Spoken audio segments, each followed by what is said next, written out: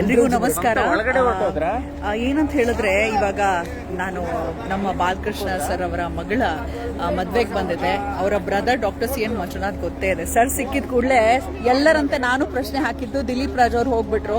Sir brother ಮಗಳ ಮದ್ವೆಗೆ ಬಂದಿದ್ದೀರಾ, ಇವಾಗ ಸಂಸದರು ಕೂಡ ನಮ್ಮ ನಲ್ಮೆಯ ಡಾಕ್ಟರ್ CN ಮಂಜುನಾಥ್ ಸರ್, ನಮಸ್ಕಾರ. ಸಚ್ ಗೋಲ್ಡನ್ ಹಾರ್ಟೆಡ್ ಪರ್ಸನ್ ಅಂತ ಹೇಳ್ಬೋದು. ನಾನು ಅವರ ಅಭಿಮಾನಿ ಕೂಡ. ಸರ್ ಎಲ್ಲರಲ್ಲೂ ಒಂದು ಆತಂಕ ನೋಡಿ, ದಿಲೀಪ್ ರಾಜ್ ಅವ್ರು ಹೋಗ್ಬಿಟ್ರು. ಫಿಟ್ ಅಂಡ್ ಫೈನ್ ಆಗಿರೋರು, ಫಿಟ್ನೆಸ್ ಮೇಂಟೈನ್ ಮಾಡೋರೆ ಹೋಗ್ತಿದಾರಲ್ಲ, ಯಾಕೇನು ಭಯ ಆಗುತ್ತೆ ಸರ್ ಒಂದೊಂದ್ಸರಿ? ಅಂದ್ರೆ ಏನಾಗುತ್ತೆ, ಈ ತರ ಸೆಲೆಬ್ರಿಟೀಸು ಚಿಕ್ಕ ವಯಸ್ಸಿನಲ್ಲಿ ಸಾವನ್ನಪ್ಪಿದಂತ ಸಂದರ್ಭದಲ್ಲಿ ನಾವು ಇದು ತುಂಬಾ ಸುದ್ದಿ ಆಗುತ್ತೆ. ಆದ್ರೆ ನಾವು ಹೃದ್ರೋಗ ತಜ್ಞನಾಗಿ ನಾನು ಕಳೆದ 35 ವರ್ಷದಲ್ಲಿ ನೋಡಿದಂತ ಸಂದರ್ಭದಲ್ಲಿ ಇದೇ ಟ್ರೆಂಡು ಕಳೆದ 20-30 ವರ್ಷದಿಂದಲೂ ಇದೆ. ಇದೇನು ಹೊಸದಾಗೇನಿಲ್ಲ. ನಾವು 1914ನೇ ಇಸ್ವಿಯಿಂದ 18ರವರೆಗೆ ನಾವು ಜಯದೇವ ಹೃದ್ರೋಗ ಸಂಸ್ಥೆನಲ್ಲೇ ಒಂದು heart attack in the Young ಅಂತ ಒಂದು ಸ್ಟಡಿ ಮಾಡಿದೀವಿ. ಅಂದ್ರೆ ಕೋವಿಡ್ ಮೊದಲು 1914ರಿಂದ 18 ಆ ಪೀರಿಯಡ್ ಅಲ್ಲಿ ಸುಮಾರು 5,500 ಯಂಗ್ ಹಾರ್ಟ್ ಅಟ್ಯಾಕ್ ಪೇಷಂಟ್ಸ್ ನಾವು ಟ್ರೀಟ್ ಮಾಡಿದ್ದೀವಿ. ಅದರಲ್ಲಿ 19 ವರ್ಷ, 22 ವರ್ಷ, 23 ವರ್ಷ ಎಲ್ಲ ಇದ್ದಾರೆ. ಇವತ್ತು ಹೌದೌದು. ಭಾರತ ದೇಶದಲ್ಲಿ ಏನಾಗಿದೆ, 35% ಹಾರ್ಟ್ ಅಟ್ಯಾಕ್ 40 ವರ್ಷಕ್ಕಿಂತ ಚಿಕ್ಕವರಲ್ಲೇ ಆಗ್ತಾ ಇದೆ. ಸೊ ಇದರಲ್ಲಿ ಏನು ಮೊದಲೇನಾಗ್ತಾ ಇತ್ತು ಅಂದ್ರೆ, ಇದು ಇಲ್ಲ ಶ್ರೀಮಂತರ ಕಾಯಿಲೆ ಅಥವಾ ಇದು ನಗರವಾಸಿಗಳ ಕಾಯಿಲೆ. ಇವತ್ತು ಹಳ್ಳಿನಲ್ಲೂ ಜಾಸ್ತಿ ಆಗಿದೆ, ಬಡವರಲ್ಲಿ ಕೂಲಿ ಕಾರ್ಮಿಕರಲ್ಲೂ ಜಾಸ್ತಿ ಆಗಿದೆ. ಇದಕ್ಕೆ ಬಹಳ ಮುಖ್ಯವಾದದ್ದು ಏನು ಅಂದ್ರೆ, ಕಾರಣಗಳು ಇವೆಲ್ಲ ಇದೆ. ಧೂಮಪಾನ, ಮದ್ಯಪಾನ, ಸಕ್ಕರೆ ಕಾಯಿಲೆ, ಒತ್ತಡ ಅನ್ನೋದು ಒಂದು ಹೊಸ ತಂಬಾಕು ಇದ್ದಂಗೆ. ಒತ್ತಡ ಅನ್ನೋದು ಒಂದು ಹೊಸ ಇದು ಏನು ಧೂಮಪಾನ ಅಂತ ಏನ್ ಹೇಳ್ತೀವಿ, ತಂಬಾಕು ಇದ್ದಂಗೆ ಅಪಾಯಕಾರಿ. ಅಂದ್ರೆ ಒತ್ತಡನ ನಾವು ಈಗ ಬ್ಲಡ್ ಶುಗರ್ ಮೆಷರ್ ಮಾಡಬಹುದು, ಕೊಲೆಸ್ಟ್ರಾಲ್ ಮೆಷರ್ ಮಾಡಬಹುದು, ಬ್ಲಡ್ ಪ್ರೆಷರ್ ಮೆಷರ್ ಮಾಡಬಹುದು. ಆದ್ರೆ ನಾವು ಒತ್ತಡ ಆಮೇಲೆ ಇತ್ತೀಚಿನ ದಿನಗಳಲ್ಲಿ ಏನಾಗಿದೆ ಅಂದ್ರೆ ಎಲ್ಲರಿಗೂ ಕೂಡ ಅತಿಯಾದ ಆಸೆ ಆಗಿದೆ.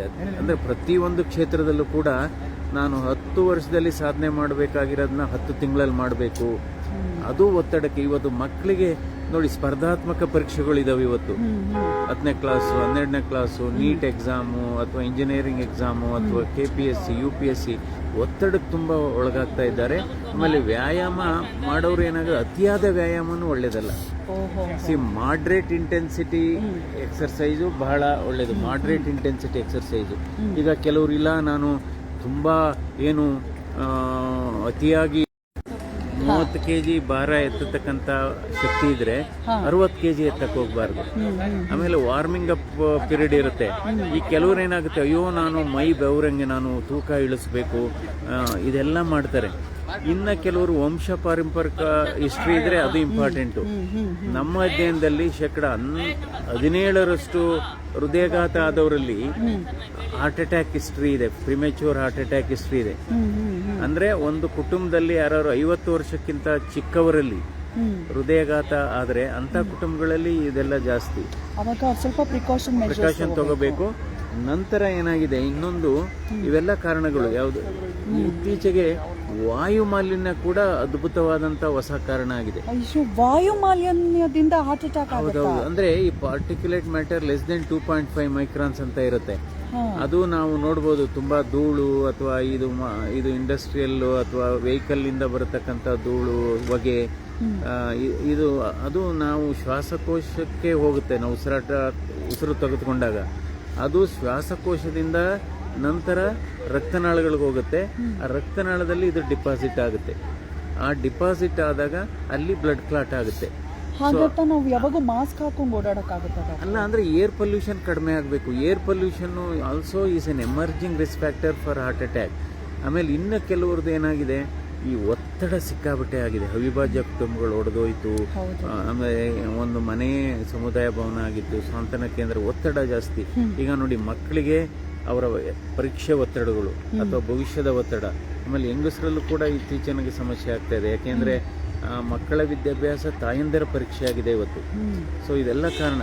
ಅಂದರೆ ಇವತ್ತು ನೀವು ಇದೇನಾಗ್ತಾ ಇದೆ ಅಂದರೆ, ಈ ಸೆಲೆಬ್ರಿಟೀಸು ಚಿಕ್ಕ ವಯಸ್ಸಿನಲ್ಲಿ ಸತ್ತಾಗ ಇದು ದೇಶಾದ್ಯಂತ ಸುದ್ದಿ ಆಗ್ತಾ ಇದೆ. ಬಟ್ ಇದು ನಮಗೆ ಹಳೆ ಸುದ್ದಿ, ಇದು ಹೊಸ ಸುದ್ದಿ ಅಲ್ಲ ಇದು. ಅದಕ್ಕೋಸ್ಕರ 30 ವರ್ಷ ದಾಟಿದ ಗಂಡಸರು, 40 ವರ್ಷ ದಾಟಿದ ಹೆಂಗಸರುಗಳು ಈ ಕಾಯಿಲೆ ಹಿನ್ನೆಲೆಯಲ್ಲಿ ಒಂದು ವಾರ್ಷಿಕವಾಗಿ ಚೆಕಪ್ ಆಗಬೇಕು. ಏನು ECG, ಎಕೋ, ಟ್ರೆಡ್ಮಿಲ್ ಟೆಸ್ಟ್ ಅಂತ ಮಾಡ್ತೀವಿ ನಾವು ಮಾಮೂಲಿ, ಗೊತ್ತಾಯ್ತಾ? ಸೊ ನಮ್ಗೇನಾಗಿದೆ, ಇತ್ತೀಚೆಗೆ ಇಷ್ಟರಲ್ಲೇ ಗೊತ್ತಾಗ್ತಾ ಇಲ್ಲ. ಅದಕ್ಕೆ CT ಸ್ಕ್ಯಾನಲ್ಲಿ ಒಂದು ರಕ್ತನಾಳದಲ್ಲಿ ಕ್ಯಾಲ್ಸಿಯಂ ಡಿಪಾಸಿಟ್ ಆಗಿದೆ ಕಂಡಿಟ್ಕೋಬಹುದು ಮೊದಲೇನೆ. ಇನ್ನು ಕೆಲವ್ರು ವಾರ್ನಿಂಗ್ ಸಿಗುತ್ತೆ. ಈಗ ದಿಲೀಪ್ ರಾಜ್ಗೆ ನನಗೆ ಗೊತ್ತಿರೋ ಪ್ರಕಾರ ಅವ್ರಿಗೆ ಹಿಂದಿನ ದಿನ ಎದೆ ಉರಿ ಇತ್ತಂತೆ, ಹಿಂದಿನ ದಿನ ಏನೋ ಎದೆನಲ್ಲಿ ಡಿಸ್ಕಂಫರ್ಟ್ ಇತ್ತಂತೆ. ಅವಾಗ ನಾವೇನ್ ಅನ್ಕೊಳ್ತೀವಿ, ಅದು ಗ್ಯಾಸ್ಟ್ರಿಕ್ ಇರ್ಬೋದು. ಇವತ್ತು 20-25% ಹಾರ್ಟ್ ಅಟ್ಯಾಕ್ ಗ್ಯಾಸ್ಟ್ರೈಟಿಸ್ ರೂಪದಲ್ಲಿ ಕಾಣಿಸ್ಕೊಳ್ಳುತ್ತೆ. ಕೆಲವ್ರು ಏನಾಗುತ್ತೆ, ಖಾರ ತಿಂದ್ಬಿಟ್ಟಿದ್ದೀನಿ ಅಥವಾ ಡ್ರಿಂಕ್ಸ್ ಮಾಡಿಬಿಟ್ಟಿದ್ದೀನಿ ಅಂದ್ಬಿಟ್ಟು ಅದನ್ನ ಇಗ್ನೋರ್ ಮಾಡ್ತಾರೆ. ಅದಕ್ಕೋಸ್ಕರ ಅಂತ ಸಂದರ್ಭದಲ್ಲಿ ಎದೆ ನೋವೇ ಬರ್ಬೇಕಂತಿಲ್ಲ, ಎದೆ ಉರಿ ತರ ಬರ್ಬೋದು. ಇನ್ ಕೆಲವರಿಗೆ ಹಾರ್ಟ್ ಅಟ್ಯಾಕ್ ಆದಾಗ ಗಂಟ್ಲು ನೋವು ಬರ್ಬೋದು, ಅಥವಾ ದೌಡೆಯಲ್ಲಿ ನೋವು ಬರ್ಬೋದು. ಇನ್ ಕೆಲವರಿಗೆ ಅಪ್ಪರ್ ಬ್ಯಾಕ್ ಅಲ್ಲಿ ಬರುತ್ತಲ್ಲ, ಅದರಲ್ಲಿ ಬರ್ಬೋದು. ಸೊ ಅದಕ್ಕೋಸ್ಕರ ಅಂಥ ಟೈಮಲ್ಲಿ ನಾವು ಈಗ ನೆಗ್ಲೆಕ್ಟ್ ಮಾಡ್ತೀವಿ. ಅದಕ್ಕೋಸ್ಕರ ನಾವು ಇದನ್ನೆಲ್ಲ ನಿಯಂತ್ರಣದಲ್ಲಿ ಇಟ್ಕೋಬೇಕು. Blood pressure, blood sugar, cholesterol, ಆಮೇಲೆ ವ್ಯಾಯಾಮ, ಅತಿಯಾದ ವ್ಯಾಯಾಮ ಇಸ್ ನಾಟ್ ಗುಡ್. ಮತ್ತೆ ಅದು ಪ್ರೋಟೀನ್ಸ್ ಎಕ್ಸ್ಟ್ರಾ ತಗೊಳ್ತಾರಲ್ಲ, ಅಲ್ಲ ಅದು ಅಷ್ಟೇ. ಈಗ ಇದೆಲ್ಲ ಕೃತಕವಾದಂಥ ಪ್ರೋಟೀನ್ ಅದು ಒಳ್ಳೆಯದಲ್ಲ. ಈಗ ನ್ಯಾಚುರಲ್ ಪ್ರೋಟೀನ್, ಸ್ಪ್ರೌಟ್ಸ್ ಆಗ್ಬೋದು, ಕಾಳುಗಳಾಗ್ಬೋದು, ಅಥವಾ ಮೊಟ್ಟೆ ಆಗ್ಬೋದು, ಹಣ್ಣು ತರಕಾರಿಗಳಾಗ್ಬೋದು, ಆ ಥರ ಸೇವನೆ ಮಾಡಬೇಕಾಗುತ್ತೆ. ಬಟ್ ಒಂದು ಥಿಂಗು, ಇವತ್ತು ಏನಾಗಿದೆ, ನಾನು ಬೇಗ ಕ್ಯಾರಿಯರ್ ಬಿಲ್ಡ್ ಮಾಡಬೇಕು ಅನ್ನೋ ಅತಿಯಾದ ಆಸೆ ಬಂದ್ಬಿಟ್ಟಿದೆ. ಯಾವುದೇ ಕ್ಷೇತ್ರ ಆಗ್ಬೋದು ಅದು ವೃತ್ತಿಪರ ಕ್ಷೇತ್ರ ಆಗ್ಬೋದು, ವೃತ್ತಿ ಬೇರೆ ಥರ. ಈಗ ನೋಡಿ ಆಮೇಲೆ ಏನಾಗಿದೆ, ಸಂತೋಷ ಇಲ್ಲ, ನೆಮ್ಮದಿ ಇಲ್ಲ, ಸ್ಲೀಪ್ ಇಲ್ಲ, ಓವರ್ ವರ್ಕ್ ಮಾಡೋದು, ಹಣದಿಂದ ಚೇಸ್ ಮಾಡ್ಕೊಂಡು ಹೋಗ್ತೀವಿ. ಬಟ್ ಪ್ರಾಬ್ಲಮ್ ಏನಾಗಿದೆ, ಇವತ್ತು 20% ಹಾರ್ಟ್ ಅಟ್ಯಾಕ್ ಆಗುವವರಲ್ಲಿ ನಿಖರವಾದಂಥ ಕಾರಣ ಇಲ್ಲ. ಅಂದರೆ ಅವರಿಗೆ ಬ್ಲಡ್ ಪ್ರೆಷರ್ ಇಲ್ಲ, ಸಕ್ಕರೆ ಕಾಯಿಲೆ ಇಲ್ಲ, ಧೂಮಪಾನ ಇಲ್ಲ, ಮದ್ಯಪಾನ ಇಲ್ಲ. ಯಾಕಾಗ್ತಿದೆ ಅಂತ ಸಾಮಾನ್ಯವಾಗಿ ಕೇಳ್ತೀವಿ. ಬಟ್ ಈ ಪ್ರಶ್ನೆಗೆ ಉತ್ತರ ಒಂದು ಏರ್ ಪೊಲ್ಯೂಷನ್ನು, ಸ್ಟ್ರೆಸ್ಸು. ಅದಕ್ಕೋಸ್ಕರ ಇವತ್ತು ನಾವು ಈ ವಾತಾವರಣ ಕೆಟ್ಟೋಗಿದೆ, ತಿನ್ನ ಆಹಾರ ಕೂಡ ಕೆಟ್ಟೋಗಿದೆ, ಕಲುಷಿತವಾಗಿದೆ ಆಹಾರ. ಸೊ ಅವೆಲ್ಲ ಪ್ರಶ್ನೆ ಕೇಳ್ತೀನಿ ನಿಮ್ಮನ್ನ. ತುಂಬಾ ಜನಕ್ಕೆ ಇದು ಮನಸ್ಸಲ್ಲಿ ಒಂದು ಪ್ರಶ್ನೆಯಾಗಿ ಉಳಿದಿದೆ. ಕೋವಿಡ್ ವ್ಯಾಕ್ಸಿನ್ ಹಾಕ್ಸ್ಕೊಂಡ ನಂತರ ರೇಟ್ ಜಾಸ್ತಿ ಆಗಿದೆ ಹಾರ್ಟ್ ಅಟ್ಯಾಕ್ದು ಅನ್ನೋದು ಎಲ್ಲರ ಮನಸ್ಸಲ್ಲಿ ಬಂದ್ಬಿಟ್ಟಿದೆ. ವ್ಯಾಕ್ಸಿನ್ ಇಂದ ಹೀಗಾಗ್ತಿರ್ಬೋದು ಅಂತ. ಇಲ್ಲ, ನಾನು ಅದಕ್ಕೇನೆ ವ್ಯಾಕ್ಸಿನ್ ಕೋವಿಡ್ ಬರೋದಕ್ಕೆ ಮೊದಲೇ ಒಂದು ಸ್ಟಡಿ ಕೋಟ್ ಮಾಡಿದೆ. 2014 2018 ಕೋವಿಡ್ ವ್ಯಾಕ್ಸಿನ್ದು ಅದರ effect is only for about 6 months. ಅಂದರೆ 10 ಲಕ್ಷ ಜನರಿಗೆ ನೀವು ಕೋವಿಡ್ ವ್ಯಾಕ್ಸಿನ್ ಅನ್ನು ಕೊಟ್ಟರೆ ಹಾರ್ಟ್ ಅಟ್ಯಾಕ್ ರಿಸ್ಕ್ ಇರೋದು 4 ಜನರಿಗೆ. 10 ಲಕ್ಷ ವ್ಯಾಕ್ಸಿನ್ಗೆ ಅದರ effect only 6 months after vaccination. ಎಷ್ಟು ಈಗ ಒಂದು 5-6 ವರ್ಷ ಆಗೋಯ್ತು, ಅದಕ್ಕೂ ಇಲ್ಲ. ತಲೆಯಿಂದ ತೆಗೆದು ಹಾಕಬೇಕು. ಬಟ್ ಮೋಸ್ಟ್ ಇಂಪಾರ್ಟೆಂಟು, ಇವಾಗ ಏನಾಗುತ್ತೆ, ಬರೀ ನಾವು ECG ಮಾಡಿಸಿದ್ರೇ ಗೊತ್ತಾಗಲ್ಲ ಇದೆಲ್ಲ. ಸೊ ಕೆಲವ್ರಿಗೆ ರಿಸ್ಕ್ ಫ್ಯಾಕ್ಟರ್ ಇದ್ದರೆ, ಫ್ಯಾಮಿಲಿ ಹಿಸ್ಟ್ರಿ ಇದ್ದರೆ, ಸ್ಮೋಕಿಂಗು, ಡಯಾಬಿಟಿಸು, ಇವೆಲ್ಲ ಕಾಯಿಲೆ ಇದ್ದರೆ ಅಂಥವ್ರಿಗೆ ಏನು ಮಾಡಬೇಕು ಅಂದರೆ, ನಾವು ಒಂದು CT ಕ್ಯಾಲ್ಸಿಯಂ ಸ್ಕೋರ್ ಅಂತ ಮಾಡ್ತೀವಿ. CT ಕ್ಯಾಲ್ಸಿಯಂ ಸ್ಕೋರ್ ಅಂದರೆ ಹೃದಯದ ರಕ್ತನಾಳದಲ್ಲಿ ಕ್ಯಾಲ್ಸಿಯಂ ಡಿಪಾಸಿಟ್ ಆಗ್ತಾ ಇದೆಯಾ ಅಂತ. ಕ್ಯಾಲ್ಸಿಯಂ ಡಿಪಾಸಿಟ್ ಆಗ್ತಾ ಇದೆ ಅಂದರೆ ಆಲ್ರೆಡಿ ಪ್ರೊಸೆಸ್ ಸ್ಟಾರ್ಟ್ ಆಗಿದೆ ಅಂತ. ಅಂದರೆ ಕೆಲವರಿಗೆ ಹಾರ್ಟ್ ಅಟ್ಯಾಕು ಈ ಬ್ಲಾಕೇಜಸ್ 70%ಗಿಂತ ಜಾಸ್ತಿ ಇದ್ರೆ ನಡೆದಂಗೆ ನೋವು ಬರುತ್ತೆ, ಮೆಟ್ಲತ್ತಾಗ ನೋವು ಬರುತ್ತೆ, ಎದೆ ಉರಿ ಬರುತ್ತೆ ಮೆಟ್ಲತ್ತಾಗ, ಅಥವಾ ಮೆಟ್ಲತ್ತಾಗ ಸುಸ್ತಾಗುತ್ತೆ. ಇನ್ನು ಕೆಲವರಿಗೆ ಯಾವುದೇ ಮುನ್ಸೂಚನೆ ಇಲ್ಲದೇನೂ ಹಾರ್ಟ್ ಅಟ್ಯಾಕ್ ಆಗ್ಬೋದು. ಏನಕ್ಕಾಗುತ್ತೆ ಅಂದರೆ ಅವ್ರಿಗೆ 0 ಬ್ಲಾಕೇಜ್ ಇರುತ್ತೆ. ಆವಾಗ ಅದರಲ್ಲಿ ಕೊಲೆಸ್ಟ್ರಾಲು ಅಲ್ಸರ್ಸ್ ಇರುತ್ತೆ. ಕೊಲೆಸ್ಟ್ರಾಲ್ ಅಲ್ಸರ್ ಇದ್ದಾಗ ಅದು ಒಡೆದೋದಾಗ 0 ಬ್ಲಾಕೇಜ್ ಇದ್ದು 100% ಬ್ಲಾಕೇಜ್ ಆಗುತ್ತೆ. ಸೊ ಇವೆಲ್ಲ ಈ ಥರದ್ದು ಇದು. ಬಟ್ ಅದೇ ಮೋಸ್ಟ್ ಇಂಪಾರ್ಟೆಂಟು, ಯಾವುದೇ ಎದೆನಲ್ಲಿ ಉರಿ, ಅಸಿಡಿಟಿ ಅಂತ ಅಂದ್ರೂ ನೀವು ಹೋಗಿ ECG ಮಾಡಿಸ್ಬೇಕು. ಒಂದು ರಕ್ತ ಪರೀಕ್ಷೆ ಇದೆ, ಹಾರ್ಟ್ ಅಟ್ಯಾಕ್ ಆಗುತ್ತೆ ಇಲ್ಲವೇ ಅಂದ್ಬಿಟ್ಟು ಒಂದು ಟೆಸ್ಟ್ ಇದೆ.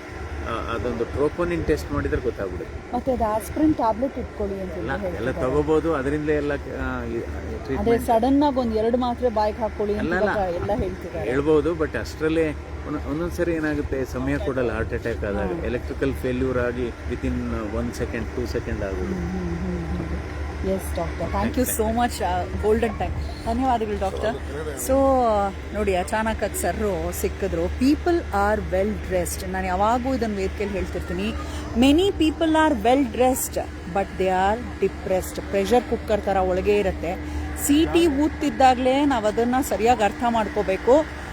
ಒಮ್ಮೆಲೆ ಬ್ಲಾಸ್ಟ್ ಆದಮೇಲೆ ಕಣ್ಣೀರು ಹಾಕೋಕ್ಕಿಂತ ಮುಂಚೆ ಎಚ್ಚೆತ್ಕೊಳ್ಬೇಕು ಅನ್ನೋದನ್ನು ಹೇಳ್ತಾ, ದಯಮಾಡಿ ನಿಮ್ಮ ಪ್ರೀತಿ ಪಾತ್ರರಿಗೆ ಈ ವಿಡಿಯೋ ಫಾರ್ವರ್ಡ್ ಮಾಡಿ.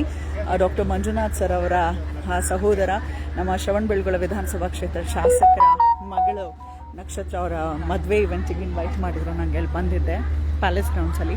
ಸರ್ ಸಿಕ್ಕಿದ ಕೂಡಲೇ ಎಲ್ರಿಗೂ ಉಪಯುಕ್ತಕರವಾದ ಮಾಹಿತಿ ಅಂತ ಹೇಳಿ ಜಸ್ಟ್ ಲೈವ್ ಮಾಡಿದೆ.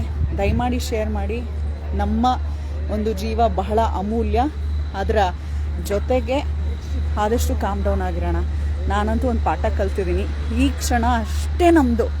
ನೀರಿನ ಮೇಲಿನ ಗುಳ್ಳೆಯಂತೆ ಈ ಜೀವನ ಎಷ್ಟು ದಿನ ಅಂತ.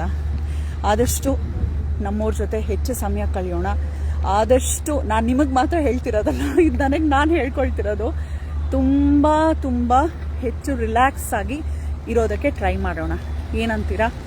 ನಮ್ಮ ಆರೋಗ್ಯ ನಮ್ಮ ಕೈಯಲ್ಲೇ ಇದೆ. ಆದಷ್ಟು ಆರೋಗ್ಯಕರವಾಗಿರೋಂಥ ವಾತಾವರಣದಲ್ಲಿ ಇರೋಣ. ಫಿಸಿಕಲಿ ಮೆಂಟಲಿ ಫಿಟ್ ಆಗಿರೋಣ. ಎಲ್ರಿಗೂ ಒಳ್ಳೆಯದಾಗಲಿ. God bless you.